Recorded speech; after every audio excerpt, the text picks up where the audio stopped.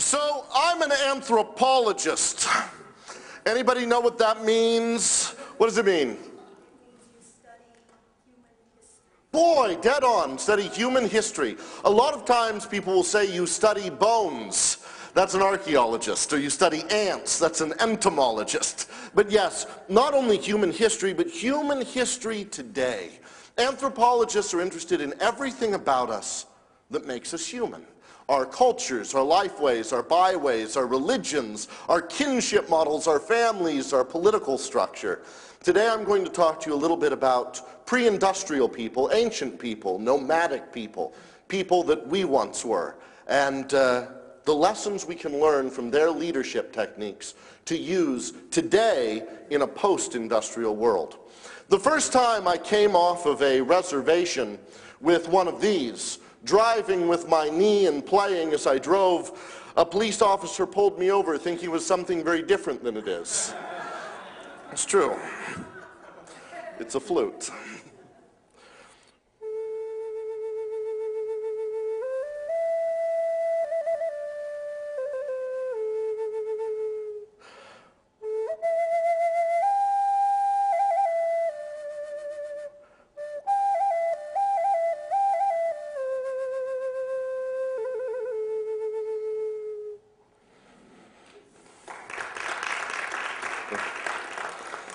A Zuni bear on top of a Navajo flute, played by a Jew from Utah.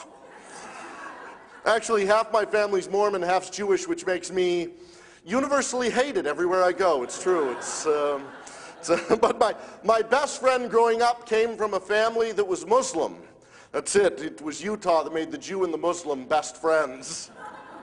And that's the world that we live in today. So I worked with Native American tribes. I've also worked with spiritualists and gang members. And I'm fascinated with leadership and tribal leadership and how we come together as a tribe. The theory that I use to understand people in this sort of world is called MOM. Membership, order, meaning, taught to me by an anthropologist named Ronald Holt. MOM. Membership, order, meaning. MOM. Everyone needs MOM. Membership. Who is a member of my group? My close family, my friends, a slightly larger circle, the people in my school or in my workplace, the people who have ever been in my school and workplace, people that are Americans of the same country or from the UK if they're from the same country as me. Who is part of who I am? According to the Oxford anthropologist Robin, I forget his name, the Dunbar number. Robin Dunbar did a study of primates and their neocortex size and how large of a group that they could maintain. In extrapolating out to humans, we can have a structured friendship model, people that are our close tied-in friends, of about 150 people. Facebook says we can have 5,000. About 150 people, if we spend 40% of our time grooming each other, talking to each other, loving each other, our 150 people are our immediate tribe. And in small bands, it's about 100 people when we look historically. Tribes, about 150. Full, large chiefdoms, about 2,500 to 5,000. Beyond that number, the billions of people on this earth, we don't even see them as human. When we talk about driving down the street and someone pulling out in front of us, they pull out in front of us and we say, I want you dead. I want missiles to come out of my car and your car to explode into a billion pieces. But if we drive up and instead we see that it's our first cousin, we laugh it off and say, oh, you shouldn't do that, you'll make people mad. And that anger dissipates because they're part of our reality of who is real and who is not. To make a conscious effort beyond that number, to try and come to some understanding of who these people are and to include them into our group is a hardship, but possible. The second phase is order. What is my place within my membership? Who is beneath me? Maybe outside beneath me? Who is above me? How can someone raise to my position within the organization? How can I raise above my standard? Next is meaning. What meaning is derived from what it is that I do?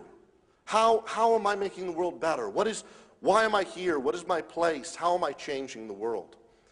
If an individual has membership, order, and meaning in my invisible chart here, that individual would be willing to fight a war for you, put themselves in danger, join a religion, travel to a new place, do anything they need to do because they are fulfilled.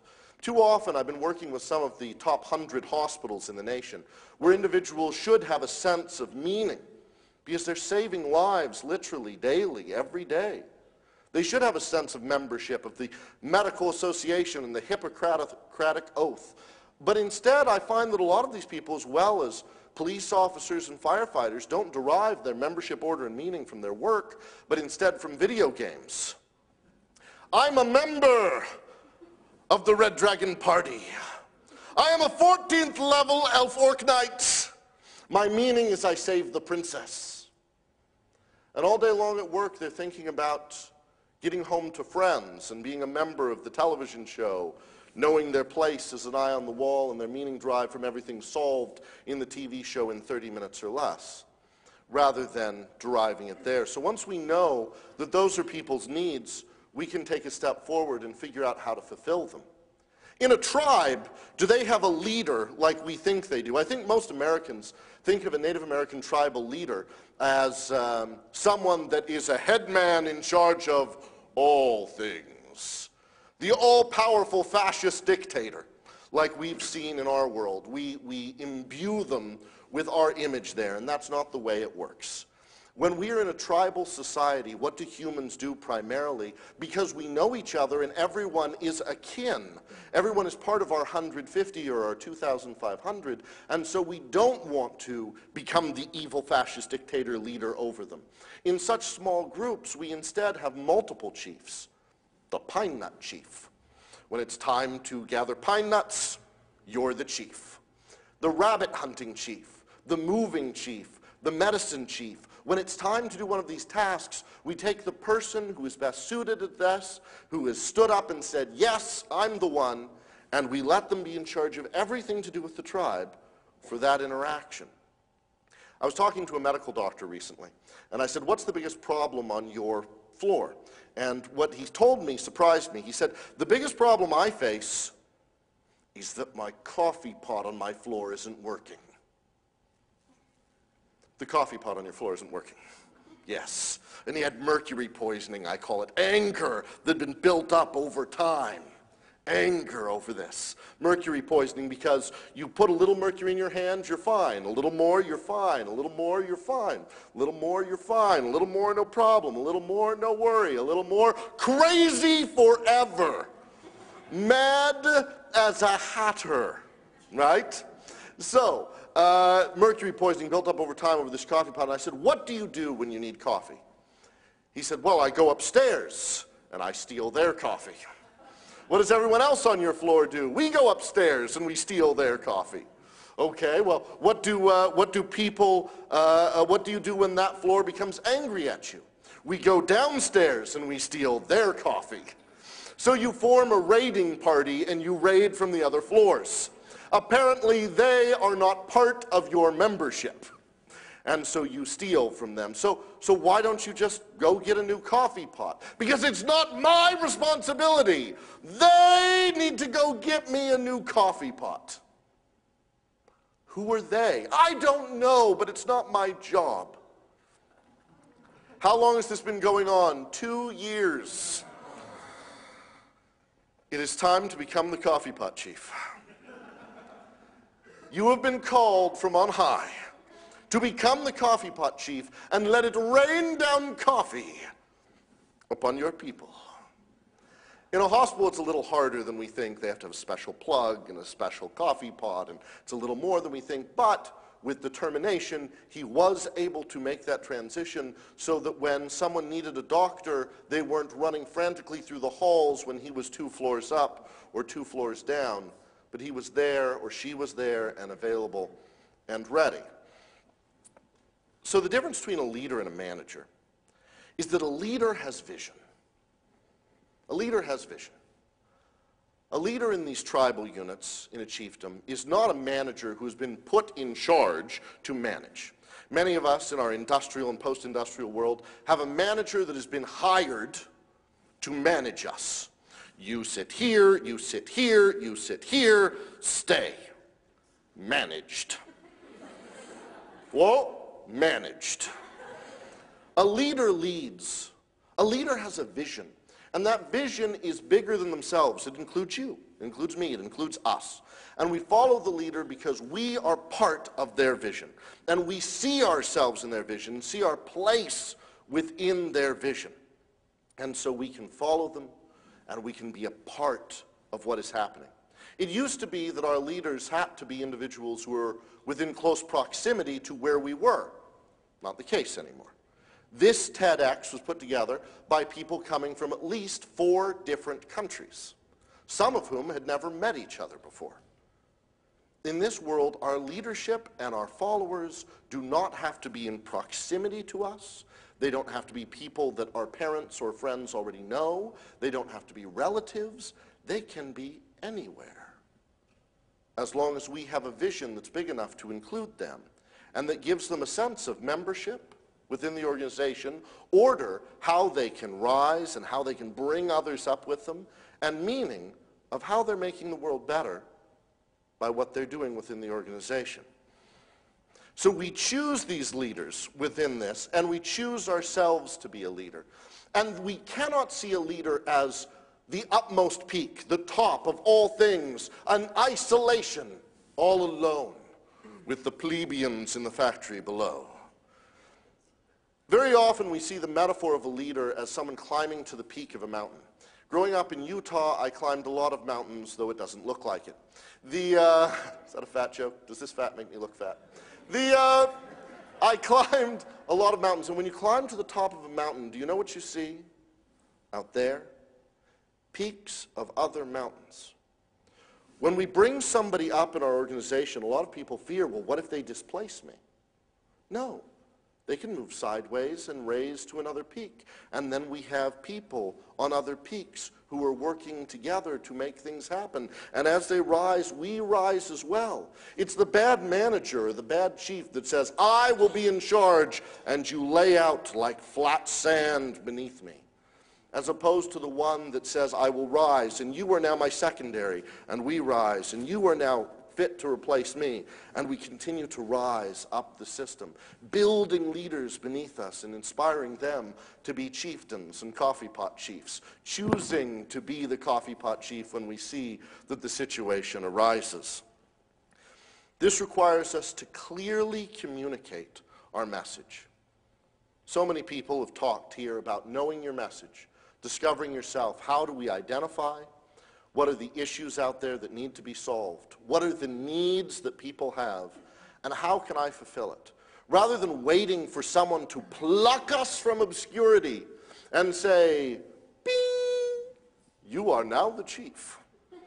Hail to you. Instead deciding that if there isn't someone out there who represents what I believe, what you believe, then it's my turn to stand up. In the play, The Night Thoreau Spent in Jail, by Robert Edwin Lee and Jerome Lawrence, Ralph Waldo Emerson said, there is an infinitude in the private man. If a single man plants himself indomitably upon his instincts and there abides, the huge world will come round to him. A lot of words. There's an infinitude. Everything is within the private man, not the public man, not the celebrity, but the individual. Everything within. If a single man or woman, individual, stands upon their instincts because we know what is good and right, and there abides, eventually the world, our tribe, will come round to us. They will come round to us. And we can find them on Facebook, on LinkedIn, on Twitter, and even in the smallest idea, even in the smallest seed or acorn, the whole world is out there, and there are people that are like-minded and want to make your change a reality. Ancient Chinese proverb says, a wise man is one who can see a full-grown tree inside of an itty-bitty little seed. An acorn doesn't despair because it's not a full-grown tree. It's an acorn perfect in its possibilities. And through its possibilities, it can gather those around it and grow to new heights.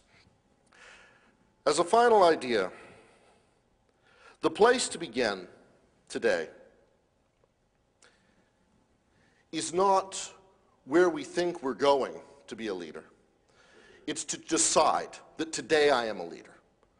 Today I am a leader. I am being a leader, like that famous motivational idea of being, doing, having.